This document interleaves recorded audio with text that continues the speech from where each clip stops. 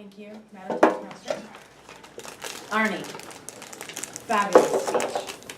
This is a topic very close to my heart, the music and the vocal variety. The objectives of Arnie's speech is to use vocal volume, voice volume, pitch, rate, and quality to reflect and add meaning and interest to your message. And he, I think, did a fabulous job. Both the opening and the closing are, in my opinion, the best that I've heard in the year plus that I have been here, mostly because the opening and the closing tied in to each other and worked so well with what you were talking about in the story.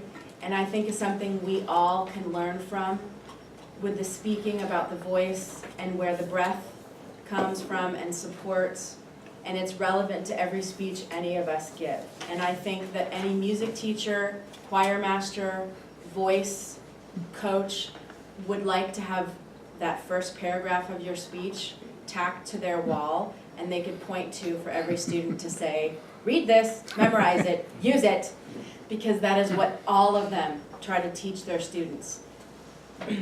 And with a violin, with this, the sound is coming from the bow, not the fingers. So wonderful job with that. One problem that I had was, and if you watch the speech, you will see this, a couple times you were saying you instead of her, or maybe it was her instead of you. So it became a little muddled for me if you were telling us about her, or were you talking to her, were you pleading with her, or were you describing this love affair with her to us? I think it was telling us about her, but it got a little muddled in there. But the mix of the speech with the music was fantastic. My other suggestion to you, and in this room it's very difficult, a little more contrast with the piano and the pianissimo in terms of volume and tone. You have the breath control, you have the bow control to bring it down.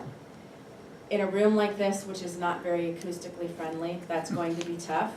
And it takes far more power and control to bring down to that silence than to get the volume. But other than that, fantastic, and I look forward to the rest of the speeches.